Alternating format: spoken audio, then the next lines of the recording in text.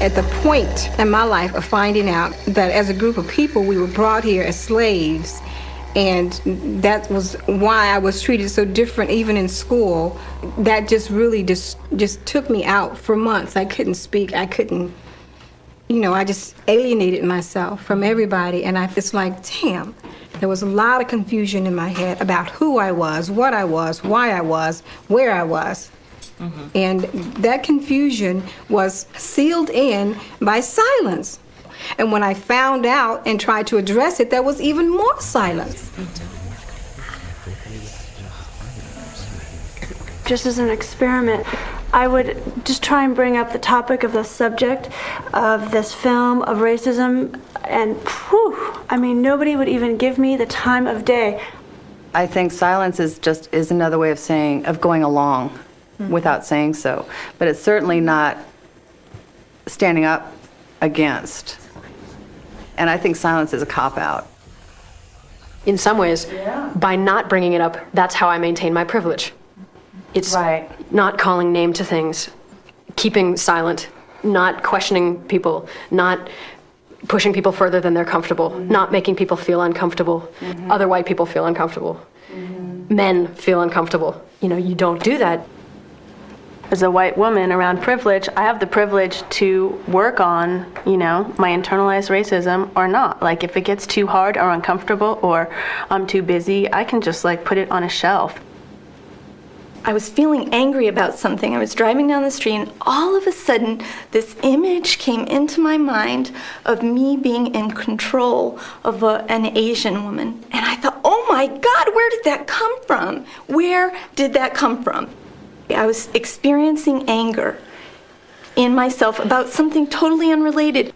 And I got for myself the piece about racism and about oppression that is the privilege of taking my own intolerable anger and putting it somewhere else. Why bother looking at that? It's too painful. I know I have to do this work, but I don't know. My life is so comfortable. My children have everything they need. I have everything I need. People of color serve me. Why bother? And I don't have a good answer. Well, how are you bothering, would you say? How am I bothering?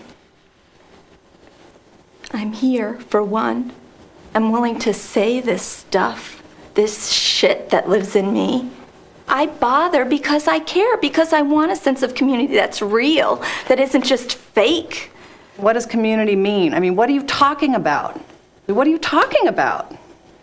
I think a huge part of racism is this acceptance. It goes along sort of as combining the silence with, we're all white, so we get it, like this inside joke kind of stuff without even saying what it is, but yeah, you get it because you're white kind of thing. I mean, that's severely racist to me in a dangerous way, because still nobody's talking about it and we're all still doing it.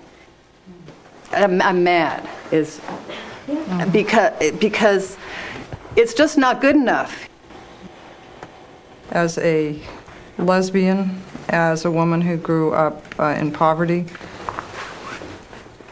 I can frequently find ways to distance myself from privilege. To say, well, it's not mine. I don't have a responsibility for it. The men have it. The straight folks have it. The people with money have it. Because I want to be over here with you. I don't want to be over there with you. Now, what does that mean to me? Does it mean that in order for you to be over here, you've got to, fire the servants, give away your money? I don't even know what it means. This is a class issue for me in part, because I come from a poor family. I don't trust the people on the Hill. And so part of the way I distance myself from a racist culture that is built on economics, at least in part, is that I say I'm not really a part of it because I don't have that privilege. Well, the reality is I'm going deeply in debt, but I can get the loans to get a PhD. And it's a real funny thing. What does it mean for somebody to be authentic? I'm really like stuck on wanting to speak to the why bother, because that's totally festering within me. In a lot of different multicultural training I've been in, I'll be in the white group and all the, students of color would be in the other room, and I can hear them like chanting and singing, and they come out of there, they're all glowing and like, yeah!